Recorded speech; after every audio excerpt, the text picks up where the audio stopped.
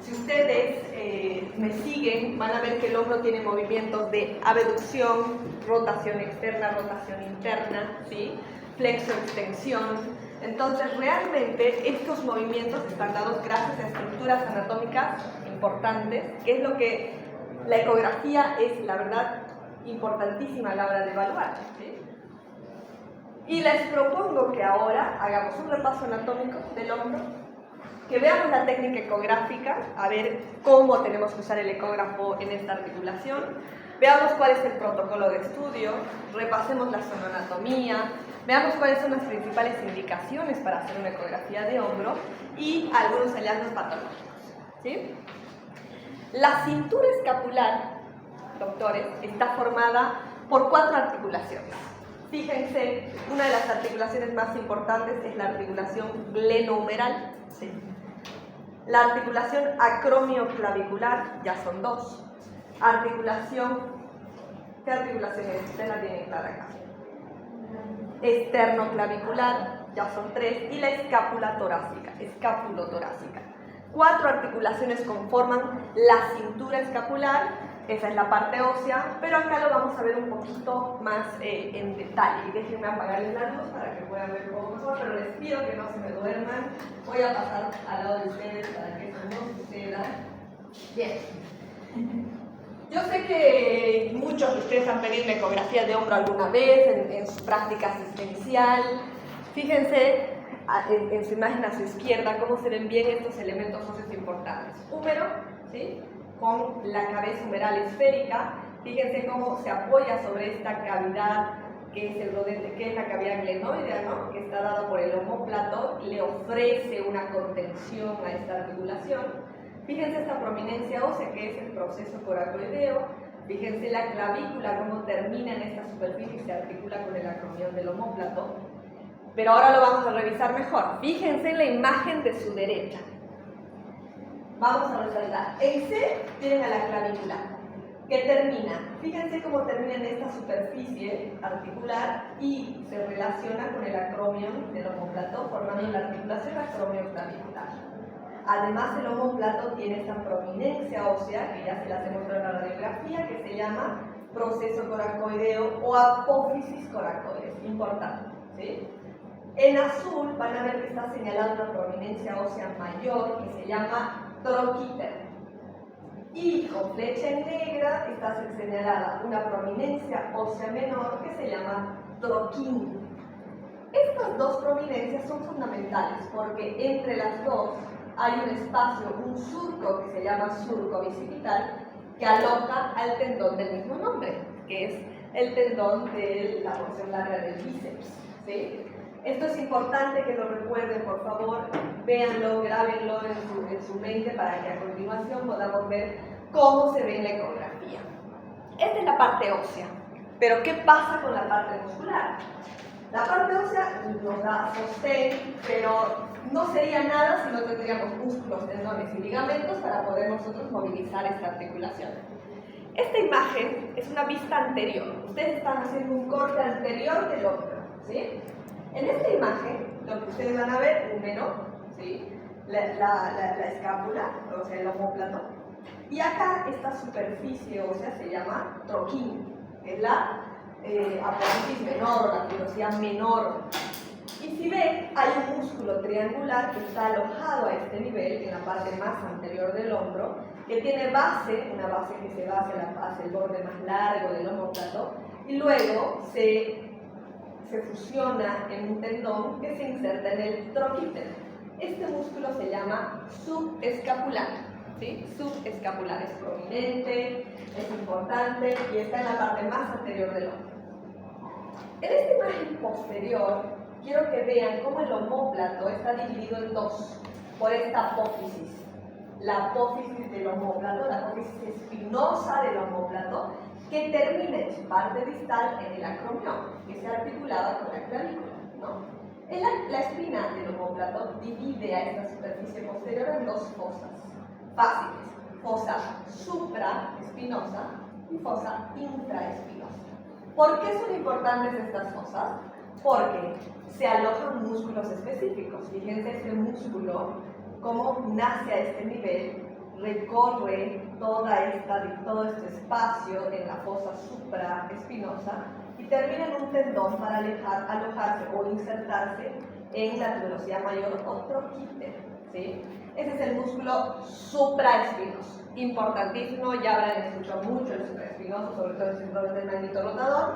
Se los estoy mostrando acá, se los estoy presentando para que vean dónde nace, dónde se aloja y dónde termina, ¿sí? Por debajo de la espina del omóplato tenemos otros grupos musculares. El más grande, se llama infraespinoso. También muy fácil de recordar, porque está debajo de la espina del omóplato. También miren cómo está la base de este nivel y cómo discurren estos vientres musculares. Y termina también en la apófisis, en la tuberosidad mayor o troquíter, pero en la parte más inferior. Yo en un ratito les voy a dar unas imágenes impresas de estas superficies para que ustedes puedan señalizar qué es lo que se inserta en ese lugar.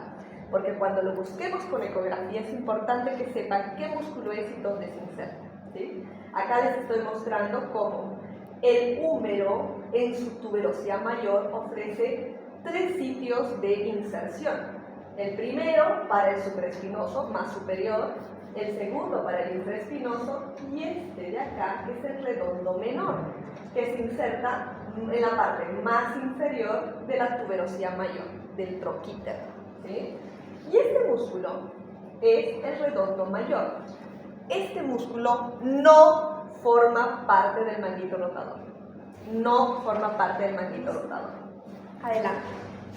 ¿Sí? Entonces, el manguito rotador es una de las estructuras anatómicas más importantes del hombro. Es una de las que se evalúa con mayor facilidad en la ecografía y es el 95% de los motivos de consulta de dolor de hombro. Manguito rotador, estructura anatómica formada por 4 músculos y sus respectivos tendones. Subescapular, supraespinoso, infraespinoso y redondo menor. Pregunta de examen. ¿Cuál de los siguientes músculos no forma parte del manguito rotador? El redondo mayor. Se los estoy mostrando acá. No es una cuestión de memoria, es una cuestión de anatomía. Fíjense cómo el manguito rotador es aquel sitio donde se ubican los tendones sobre el troquíter y el troquín, es decir, sobre la parte más proximal del húmero. El redondo mayor se inserta más en el cuello, en la diáfisis humeral, ¿sí? Muy bien. Sigamos adelante. Fíjense acá. Fíjense en esta imagen. Este es un corte anterior del hombro, donde quiero que vean esta imagen. Quiero que vean esta imagen y esta. ¿Recuerdan que yo les dije que entre el troquín y el troquíter había un espacio, un surco? Bueno, ese es el surco bicipital. Y aloja a un tendón. ¿Qué es este? ¿Ven esta imagen blanquecina, alargada?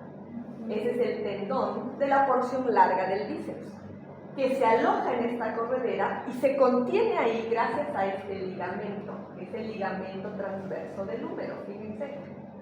Está ahí con un propósito, y es que el tendón quede en su sitio, ¿sí? Ahora, además de eso, quiero que vean cómo esta prominencia ósea que lo vimos hace rato, que es la apófisis, ¿se acuerdan cuál?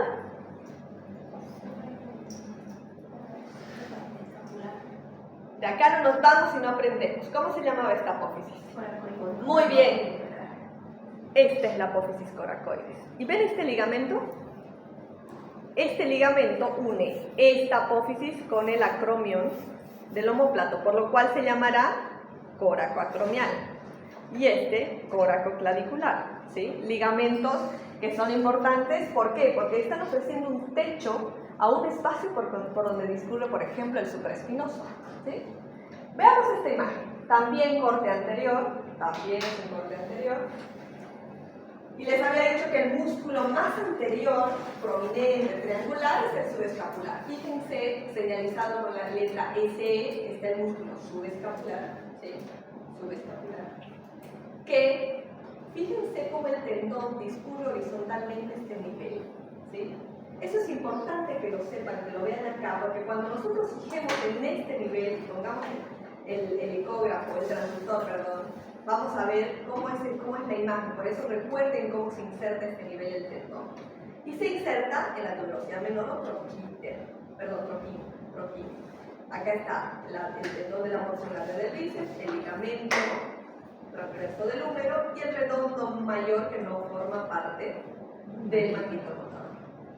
En esta otra imagen, donde se ha extraído, digamos, el bíceps, que es un músculo fundamental, tenemos señalizado en letra B, esta imagen en celeste, es una bursa, que es la bursa subacromiosubdeltoidea. ¿Por qué se llama así? Porque está debajo del deltoides, que acá no lo ven porque en este corte se lo ha extraído, pero sí ven que está debajo del acromión. ¿Ven esto? Es el acromión. Debajo del acromión y debajo del deltoides está esta bursa prominente, importantísima en el hombro, que es la bursa subacromiosubdeltoidea. ¿Sí? Además quiero que vean cómo acá el bíceps se ve en los dos vientres, ¿sí? Y cómo cada vientre termina en un tendón. Esta, que es la porción larga del bíceps, que se inserta en la cavidad glenoide, en la parte superior, que no lo pueden ver acá, por eso es larga, porque tiene un recorrido más largo. Y acá, este vientre que tiene este tendón, que es el tendón de la porción corta del bíceps. ¿Por qué? Porque termina en la apófisis coracoides, ¿sí? Entonces, esas imágenes quiero que las recuerden, sobre todo esta, la bursa subacromiosubdeltoidea.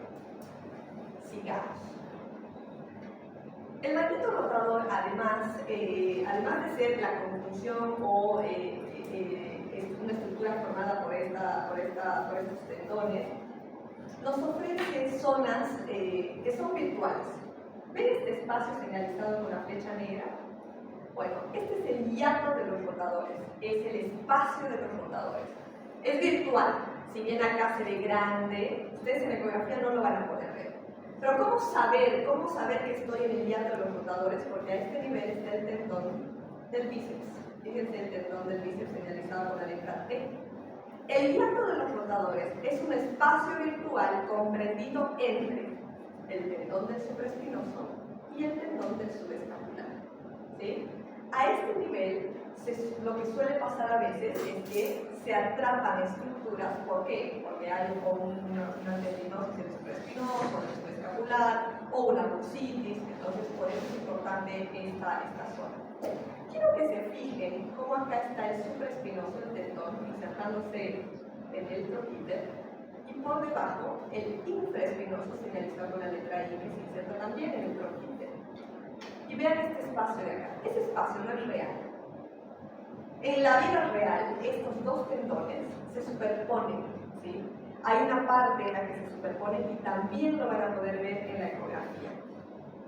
Sigamos. Otras estructuras anatómicas importantes en el hombro son las bursas. ¿Por qué?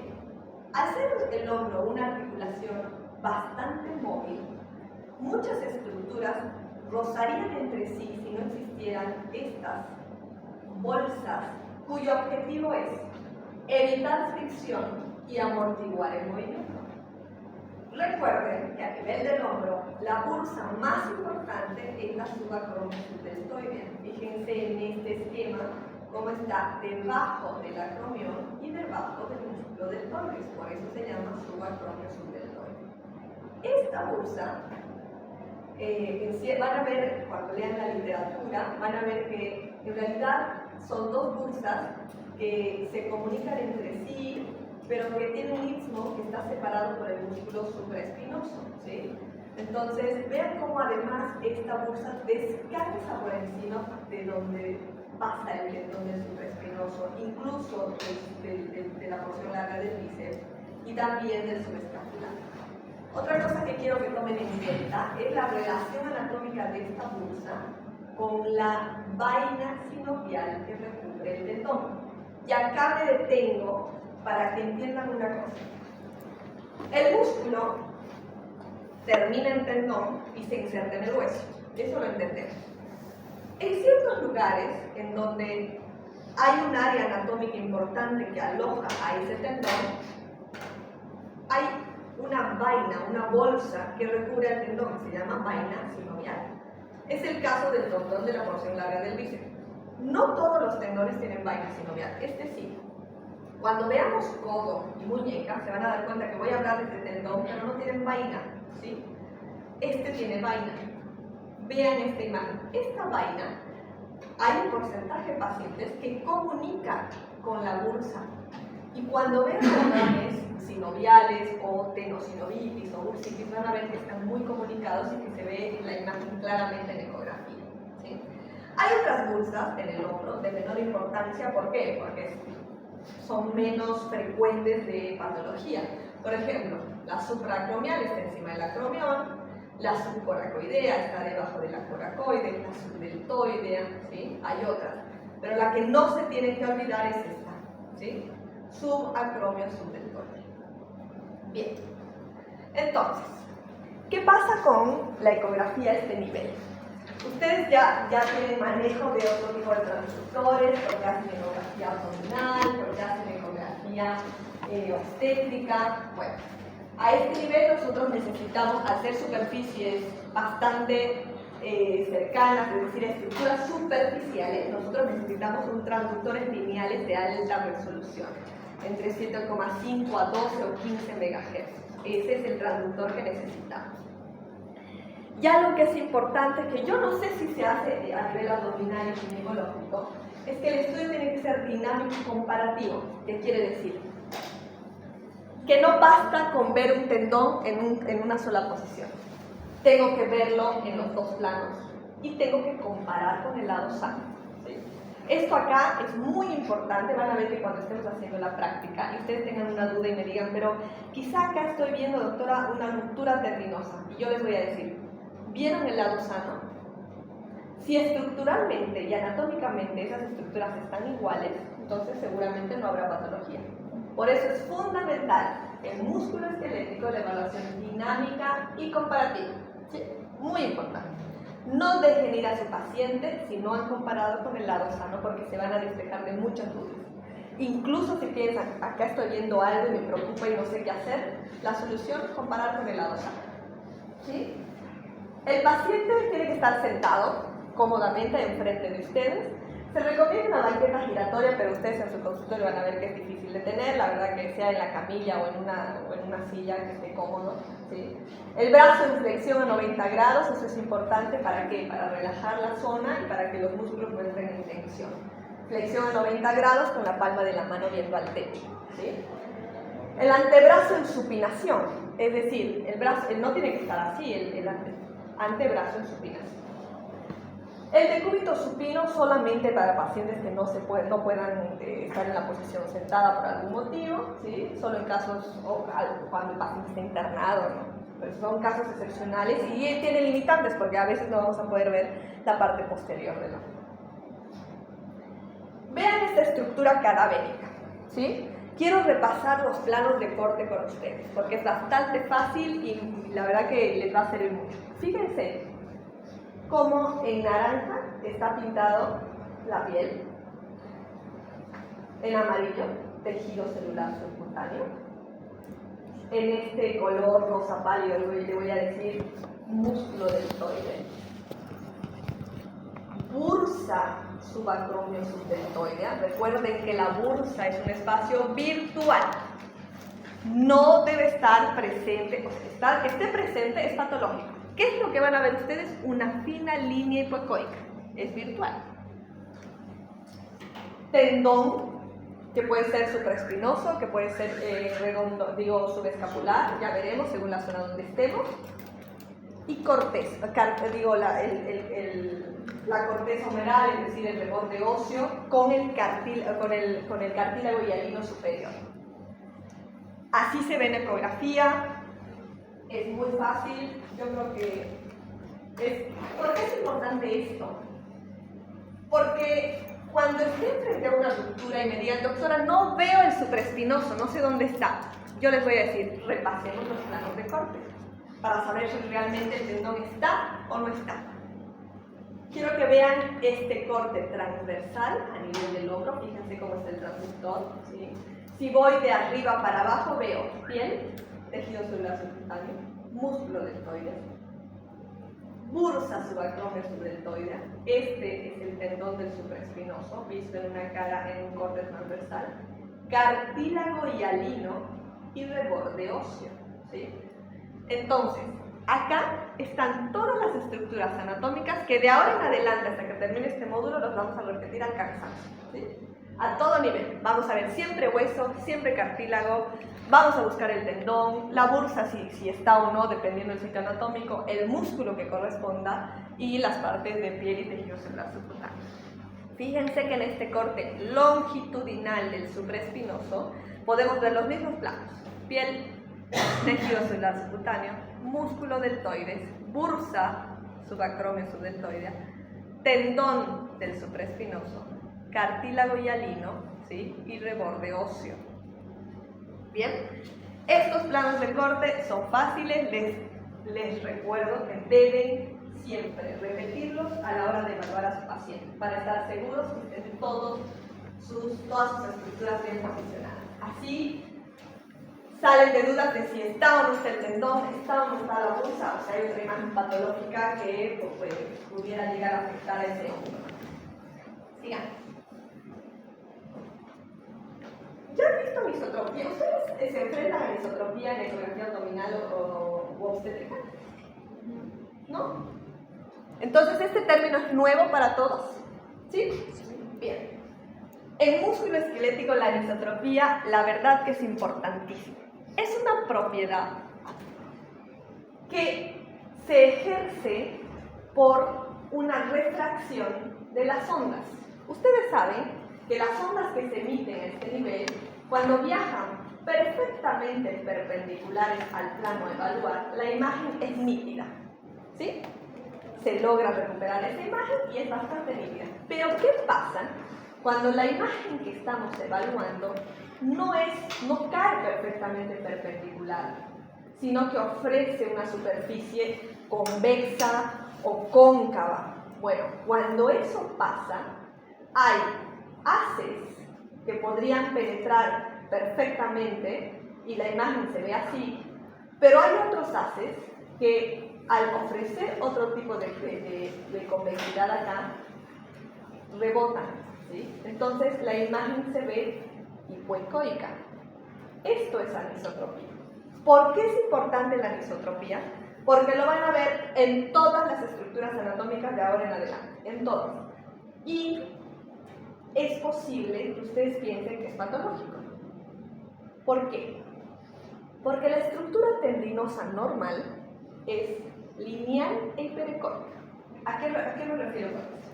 Cuando ustedes estén evaluando un tendón, se van a fijar que tenemos que evaluar, además de su ecogenicidad, su patrón fibrilar normal. Todos los tendones en toda la economía del cuerpo tienen ciertas características que ustedes tienen que dominar. Uno es la ecogenicidad. Para evaluar la indemnidad del tendón, tenemos que saber si el tendón es normalmente hiperecogénico. El tendón se ve hiperecogénico, ¿sí? No se ve hiperecogénico. ¿Por qué? Por el tipo de fibras que tiene, ¿sí? Son fibras de colágeno que ofrecen hiperecogénicos. Dos, lo segundo que tienen que ver al evaluar un tendón es su patrón. ¿A qué me refiero con el patrón? ¿Cómo se ve esa imagen? ¿Se ve lineal? ¿Se ve en un patrón en panal de abejas? Cuando me refiero a patrón lineal, ustedes van a ver que van a observar una imagen lineal hiperecogénica. Cuando vean un tendón en su eje largo, van a ver que hay líneas hiperecogénicas que transcurren paralelas entre sí. Eso es normal, son fibras de colágeno. Cuando lo corten de forma transversal, van a ver que esas líneas hiperecogénicas ahora son puntos. Y este es un patrón típico, un panal de abejas, en sal y pimienta, ¿sí? Esto es normal. Si ven acá, hay una imagen hiperecogénica con un patrón fibrilar normal, más adelante se los voy a mostrar, ¿sí? Ecogenicidad patrón. Espesor. Es importante evaluar el espesor en el tendón. No es lo mismo tener un tendón que esté adelgazado, un tendón que esté con algún tipo de ruptura que quizá puede ser completa, cuyo espesor se ve afectado, o un tendón inflamado que lo vean engrosado, ¿sí? Importante. Ecogenicidad, patrón y espesor. Y es lo que tienen que ustedes informar cuando terminen de hacer su estudio. Ustedes saben que que el informe ecográfico dice mucho del médico que está detrás. Por lo cual, les pido por favor que cuando informen estos estudios no pongan tendón bicipital normal. No, porque ustedes vinieron a FUNCIPRO, hicieron una maestría y aprendieron que para evaluar un tendón tengo que poner tendón bicipital de ecogenicidad conservada o hipoecogénico o con hiperecogénico en toda su estructura, patrón fibrilar conservado o patrón fibrilar o patrón no conservado, porque se ve así, se ve una imagen hipoecogénica en su interior, espesor conservado, sí o no. ¿Sí? ¿Y cómo se van a dar cuenta además de esto? ¿Cómo sé si estoy segura? ¿Qué les dije? Comparamos con el lado sano. Ahí van a salir de dudas. ¿Sí? Entonces, por eso es importante la anisotropía. ¿Por qué?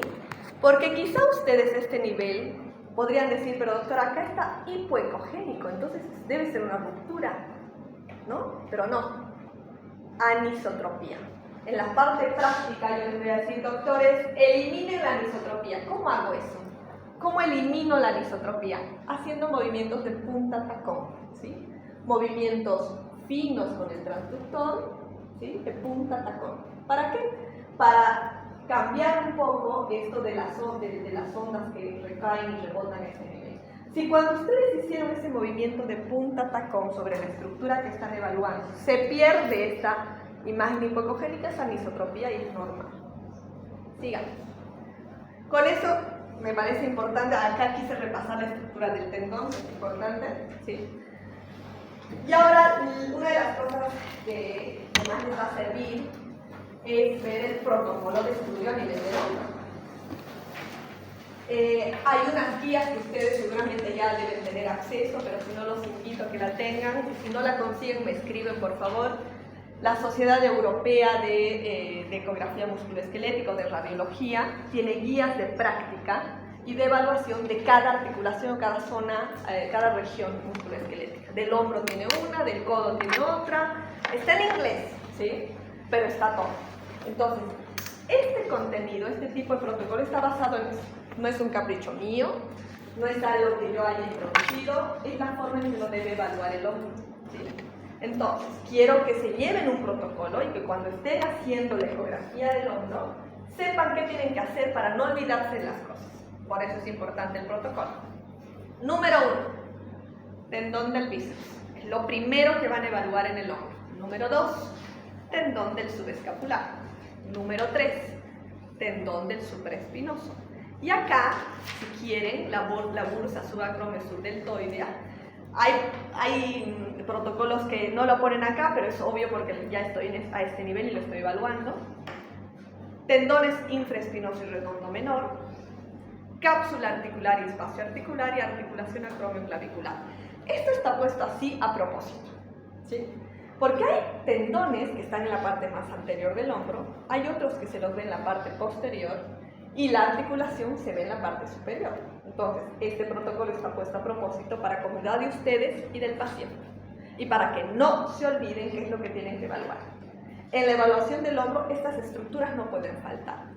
Después, si quieren, si ustedes ya dominaron la parte básica de hombro, después si quieren pueden ver ligamentos, que otra bursa, pero esto es lo básico y esto es lo que tienen que aprender y no pueden dejar de lado cuando estén informando y evaluando el hombro.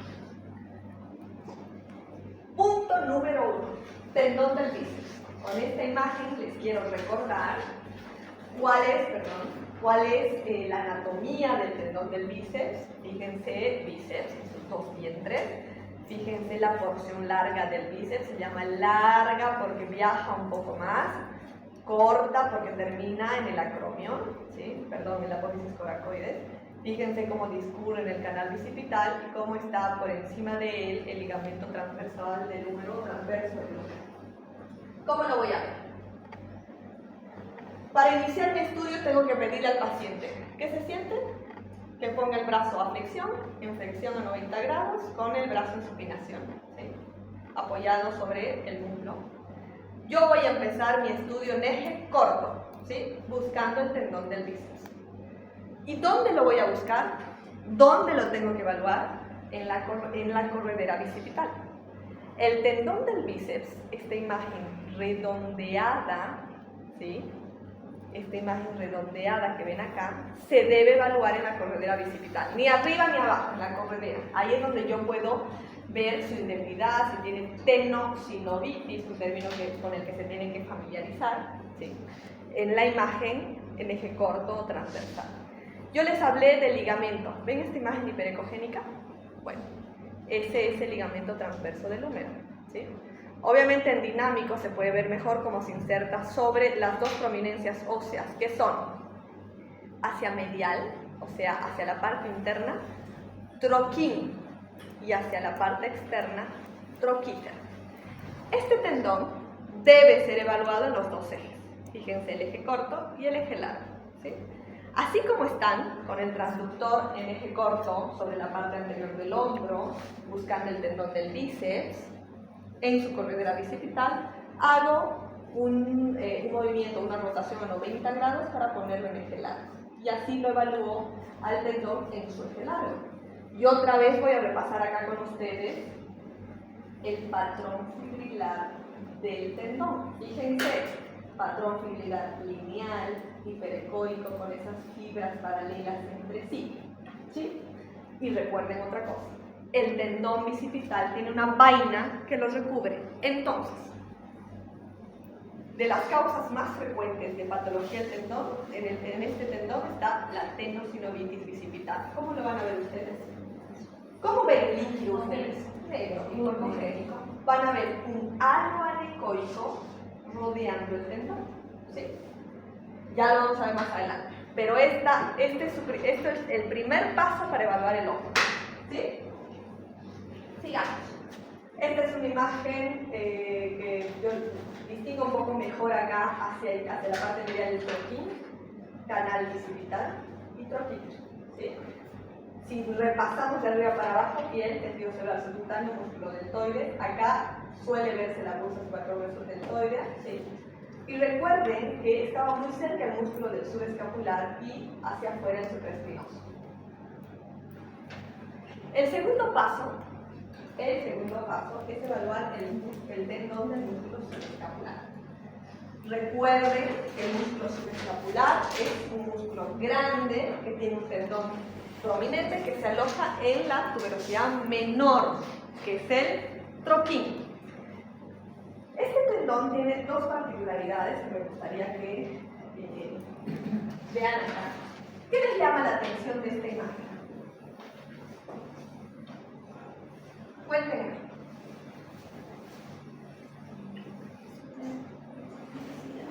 ¿Qué les llama la atención? El patrón, ¿no? Muy bien, muy bien. ¿Qué ven acá ustedes?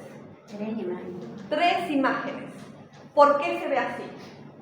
Porque este tendón tiene interdigitaciones.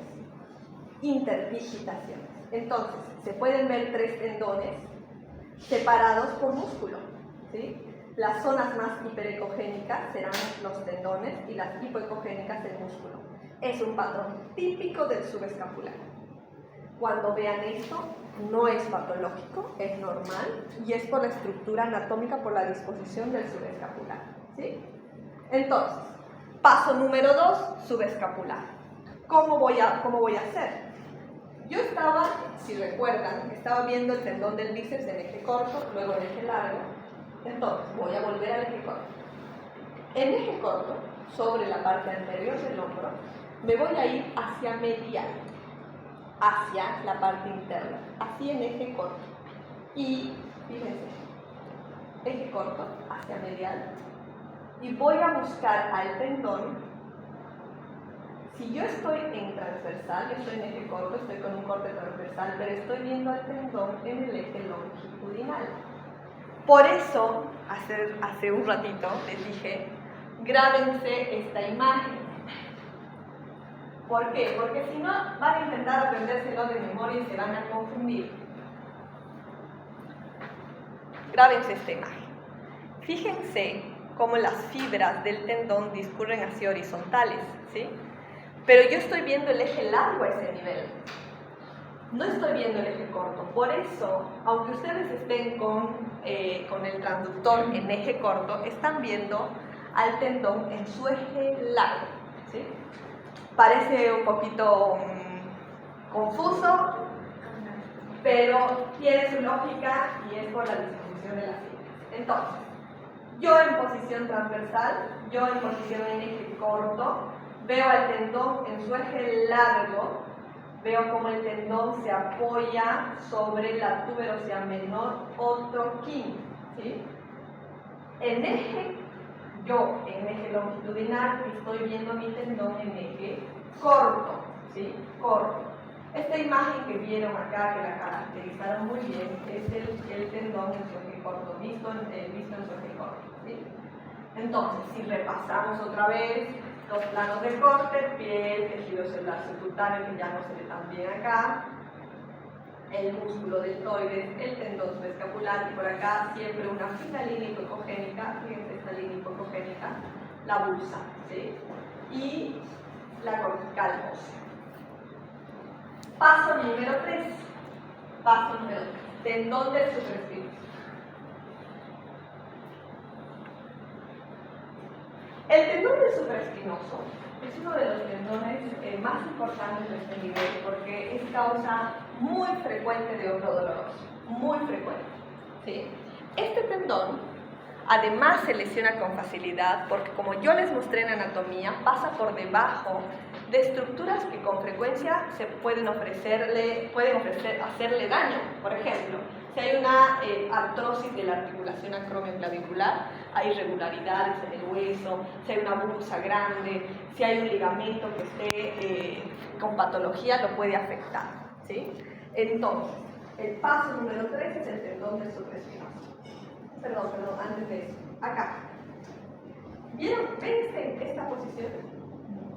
Yo a mi paciente lo tenía en posición neutra, es decir, con el brazo en flexión, con la palma de la mano viendo al techo, ¿sí? Pero ahora quiero ver subescapular. Si yo me quedo ahí, voy para adentro, lo veo al subescapular. Pero me ofrece anisotropía. Para exponer al subescapular tengo que hacer una rotación externa, que es esta imagen, ¿sí? Le pido al paciente que no despegue el codo del cuerpo y que haga una rotación externa. Así yo expongo al tendón y lo veo mejor, ¿sí? No se olviden de eso, por favor, es importante para ver el tendón del subescapular. ¿Y qué hago para ver al tendón del supraespinoso? Bueno, le pido a mi paciente que realice la posición de Kras modificada, se llama así, que es una rotación interna del brazo para que el tendón se vaya más anterior y lo pueda evaluar mejor. Entonces, la manera de evaluar al supraespinoso es con el paciente con el brazo en rotación interna, ¿sí? Si ustedes lo tienen en esta posición, no van a poder ver bien al tendón. Tienen que realizar esta posición, por eso es un estudio dinámico. Entonces, en esta posición y con el transductor en eje largo, es decir, en eje longitudinal sobre la parte anterior del hombro, veo al tendón del supraespinoso. Fíjense el patrón, el espesor y la intensidad del tendón y cómo se apoya en la tuberosidad mayor o troquíter, ¿sí? En la parte más superior del troquíter. Esta es una imagen en eje largo, ¿sí? Es una imagen típica porque tiene forma del pico de tucán. Fíjense. Cuando ustedes estén viendo la ecografía y vean el pico de tucán, van a decir, este es el supraespinoso, no me queda duda. Y van a ver que va a ser claro de verlo así. Entonces, eje largo, para verlo en su eje corto, tengo que realizar una rotación a 90 grados, ponerme en eje transversal y verlo al tendón en este eje. Acá, si se fijan, hay como una semirueda, ¿no? La imagen de la mitad superior de una rueda. Bueno, eso es bien típico en el eje corto. Quiero que sepan, y se los puse esto acá a propósito, que el tendón del supraespinoso en este eje no abarca toda esta extensión. No. Solo la parte que está señalizada entre las imágenes, entre estas líneas amarillas. ¿Por qué? Porque hacia posterior, es decir, hacia lateral y posterior, ya está el infraespinoso. Estas imágenes que ustedes están viendo acá corresponden al infraespinoso. Y hacia el lado contralateral, es decir, hacia la parte más interna, podría ser el subescapular, que está bastante cerca, ¿sí? Entonces recuerden eso, por favor. Para evaluar bien el tendón en la parte central, esta distancia varía. Algunos dicen que entre 2 y 2,5 centímetros es la longitud del tendón, ¿sí? Bien. Vimos paso número 1, paso número 2, paso número 3, paso número 4. Para ver el paso número 4, Doctora, sí, ¿puede volverla ahí? ahí, Tengo una duda. Sí. Si estoy viendo esta imagen así, ¿dónde estaría mi punto guía? así. Siempre, Arriba. yo les recomiendo que su punto de inicio siempre sea el tendón del bíceps. Es decir, yo me perdí, no sé dónde estoy en el hombro, voy a volver al bíceps. Sé que el bíceps lo veo en su eje corto a este nivel y que el supraespinoso está por arriba. Entonces tengo que moverme un poquito más superior y rotar a 90 grados. El tendón del supraespinoso está más superior a la posición del bíceps. ¿Sí? Entonces, esto está un poco más arriba de la posición para evaluar el tendón del bíceps. ¿Sí? Entonces, ¿esa era la pregunta? No. ¿Cuál era la pregunta? Este es mi transductor. Sí. Este es mi transductor. ¿Dónde guía? El punto Ah, guía. la guía. ¿Para Arriba. dónde va? Es Hacia que la dice- cabeza del paciente suele ir. Siempre. Pero dice usted, tenemos así. Cuando giramos- roten a 90 Ajá. grados con las agujas del reloj. O sea, sería así y aquí sería mi punto guía. Exacto. Hacia la cabeza del paciente otra vez. No. Algunos médicos rotan al lado que quieran porque ya tienen clara la anatomía. Pero si no, es con las agujas del reloj. Si yo estoy aquí, estoy a la altura de las 12, tengo que girar hacia las 3 de la tarde, ¿no? Entonces, fíjense, acá está la señal de mi transductor. Giro a 90 grados y la señal del transductor se va hacia el lado interno del paciente, hacia las 3 de la tarde. ¿Sí? Y si fuera del otro lado. Si fuera acá, estoy acá otra vez hacia el lado interno del paciente. Ya. ¿Ya? El punto guía va entonces al lado del paciente. Al lado del paciente. ¿Sí? Eso. Por eso, cuando Siempre están que acá, hable- hacia la cabeza del paciente. Cuando diga girar 90 grados, siempre va a ser a Al la lado cabeza del del paciente. paciente. Sí. Si lo hacen en el lado, si lo hacen para el otro lado, solo va a cambiar su guía, nada más. Pero ustedes van a reconocer perfectamente la estructura. ¿Sí? Van a ver que no va a ser difícil, porque van a ver la imagen, solo van a ver que está con disposición hacia el otro lado. Pero la imagen, que es el pico de Dukan, la va a estar igual. ¿Sí? Es que estamos todavía, bueno, no sé, pienso. Claro, es yo cuestión estoy de práctica. Con el chip de que, por ejemplo, si mi punto guía está para el otro lado, la cabeza del bebé la voy a ver al otro. O sea, todavía sigo con. Están todavía con el chip en otra. Estoy, Bueno, estoy acá todavía con el punto guía que si es el bebé cefálico, que si es podálico, que Claro, si es derecho, claro. que si es izquierdo. Entonces, por eso le pregunto por Acá el punto lo guía. que suelen recomendar es que la señalización sea en principio hacia la cabeza del paciente y rotar con las agujas del reloj. ¿Sí? Como si estaríamos desde las 2 a las 3 de la tarde en esta posición. Yo lo que recomiendo es siempre que la señalización o la seña, la guía, esté hacia el lado interno del paciente. Y después, si ustedes lo quieren hacer hacia el otro lado y lo ven igual y lo ven bien, mientras ustedes sepan reconocer, no hay problema. Pero lo importante es que ustedes lo sepan reconocer. Bien, vamos con la parte, ya vimos paso 1, paso 2 y paso 3. Ahora vemos el paso 4. El paso 4 es para evaluar sobre todo el infraespinoso, porque el redondo menor es más difícil de ver. ¿Sí? Estos dos tendones, recuerden que están en la parte posterior del hombro. Yo les mostré esa imagen del omóplato con la espina del omóplato y los músculos infraespinoso y redondo menor. ¿Se acuerdan? Bien, entonces yo ya no estoy en la parte anterior del paciente. Yo me voy a ir hacia la parte posterior de mi paciente. ¿Sí? Porque son músculos posteriores. Entonces yo me muevo hacia la parte posterior de mi paciente y lo que voy a buscar es la espina del omóplato. palpando la espina del omóplato, voy a poner mi transductor en eje corto. Fíjense cómo está ahí. Fíjense cómo está acá el transductor. Por debajo de la espina del omóplato, eje corto, intentando buscar la cabeza del húmero. ¿Sí? Espina, palpo la espina, apoyo en eje corto, me voy hacia lateral, hacia la cabeza del húmero y lo busco. Esa es mi referencia anatómica. Esta imagen redondeada que ven acá es la cabeza humeral, ¿sí? Y el tendón que discurre por encima de él es el tendón infraespinoso, que si recuerdan se alojaba también en el troquíter, solo que en la parte más inferior, ¿no? Entonces, si repasamos de arriba para abajo, piel, tejido celular subcutáneo, músculo deltoides, acá todavía se puede ver la bursa, porque a veces la bursa incluso se ve un poco más posterior, tendón del infraespinoso, y el redondo menor está por debajo, pero tiene otra disposición. Entonces, si ustedes están en la misma posición y bajando lo quieren encontrar, no lo van a ver. O si lo ven, lo van a ver con diferente ecogenicidad por un tema de anisotropía, porque ya el tendón le ofrece otra superficie al transductor, ¿sí?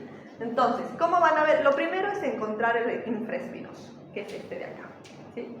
Otra cosa que es importante en esta parte posterior, además de ver estos tendones, es el labio glenoideo y el receso articular posterior. La articulación del hombro, saben que tiene un receso sinovial, que se puede ver muy bien en la parte posterior del hombro. Fíjense cómo está el transductor a este nivel, ¿sí? Yo voy a intentar rotar un poquito más inferior uno de los extremos del transductor para poder buscar esta parte más inferior de la cabeza humeral y esta imagen triangular, que es el rodete glenoideo. ¿Ven esta imagen triangular hipericogénica? Es una imagen típica que se encuentra en la articulación, que cuando hay derrames sinoviales en pacientes con artritis reumatoide o con artritis por cualquier otro motivo, esto se ve desplazado y reemplazado por una imagen hipoecogénica que es el derrame sinovial. ¿Dónde busco el derrame sinovial? A este nivel, ¿sí? A este nivel. Fíjense cómo está bien vista acá la cabeza humeral. Fíjense esta imagen hipoecogénica en banda lineal perfecta, cartílago y hialino, ¿sí? Y por encima el tendón del redondo menor, esta ahí es la parte muscular, ¿sí? Músculo deltoides, piel, tejido celular subcutáneo, o tejido celular subcutáneo y piel. Entonces, el último paso en la articulación del hombro es este. Evaluar la articulación acromioclavicular. ¿Por qué lo dejé para el final? Porque no está ni en la parte anterior ni está en la parte posterior. Está en la parte superior del hombro. Si ustedes siguen la línea de su clavícula, van a ver que al final se articula con el acromio, y es lo que yo tengo que ver, articulación acromioclavicular. Esta es una articulación que tiene ligamento, tiene cápsula y tiene cortical, que es lo que tienen que evaluar. Fíjense la cortical ósea, ¿sí? Que en ciertas patologías se puede ver irregular. Por eso les decía que en músculo esquelético vamos a hablar mucho de cortical. ¿Y qué le puede pasar a la cortical del hueso? ¿Qué le podría pasar? ¿Qué creen que podríamos encontrar a nivel del hueso en ecografía? ¿O qué han visto ya ustedes a nivel de hueso en todo lo que han llevado? No sé si alguna vez, en alguna... Cuando ven una superficie cortical en ecografía, lo que ustedes van a ver es una imagen hiperecogénica, lineal, que debería ser regular. Si ustedes ven que hay una disrupción de la cortical, estamos hablando de ¿cómo se llama cuando hay pérdida de la continuidad a nivel de la cortical ósea? ¿Sí? ¿Qué más pueden ver? Irregularidades. ¿Por qué irregularidades? Porque quizá ocurrió un fenómeno de abulsión, quizá por un fenómeno traumático, el tendón se llevó consigo al hueso y se abulsionó la cortical. Es algo que puede llegar a ver. También puede haber crecimiento óseo, la cortical y crecimiento óseo. ¿Qué pasa con esto? Hay un fenómeno inflamatorio degenerativo que generó que el hueso creciera. Eso se llama osteofitos. Eso también se puede ver en la cortical, ¿sí? A este nivel, en la articulación acromioclavicular, a veces se pueden ver ganchos a este nivel, que son los osteocitos. ¿Sí? ¿Qué más puedo ver? Bueno, eso, básicamente eso a nivel del hueso. Ya vimos cómo es tendón, estamos viendo cómo es hueso, ¿sí? Y vamos a ir repasando un poquito más estas cosas. Fíjense esta imagen patológica. Fíjense cómo aumenta el espacio que corresponde a la cápsula articular. La cápsula articular es esta imagen hiperecogénica lineal, y suele estar distendida en caso de derrame sinógeno. ¿Sí? Bien, hasta ahí hemos repasado la parte de su anatomía normal y del protocolo básico de ecografía. ¿Sí? Antes de pasar a esto, a la parte de patología, quiero que quede bien clara la anatomía. Les voy a traer unos esquemas para que ustedes tengan tiempo de repasar, y antes de pasar a lo patológico, de que se saquen las dudas, ¿sí? Espérenme 2 minutos, que si no me los traigo tengo que bajar. Y rotación interna. Por eso incluso hay maniobras, hay una maniobra que se llama test de Job. ¿Qué le hace? ¿Qué le pide al paciente? Que realice una reducción, una rotación interna, y le pide al paciente que realice este movimiento, y uno le ofrece contrarresistencia. Si hay dolor, es positivo y es indicativo de patología del supraespinoso. Así cada tendón tiene su test químico, ¿no? Pero lo bueno es que con la ecografía uno no dice, bueno, si es tu tendón supraespinoso el que está mal, no. Le dice, tiene tendinitis, es decir, es un tendón engrosado, hipoecogénico, con una pérdida del patrón fibrilar normal, o es una tendinosis. Es algo que también vamos a repasar cuando lleguemos a patología, pero eso habla un poco del tiempo de evolución. Ustedes saben que itis es inflamación, es agudo, entonces ¿cómo voy a ver a un tendón acá? ¿Cómo voy a ver yo un tendón inflamado?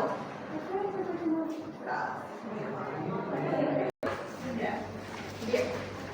Quiero que señalicen, este es un corte sagital del hombro, ¿sí? Ustedes están viendo el hombro aquí, hicieron un corte así y están viendo estructura. Para darles una guía, tienen las referencias óseas y las tendinosis, ¿sí? Quiero que intenten señalizar qué es lo que ven, escríbanlo, y si tienen una duda me llaman.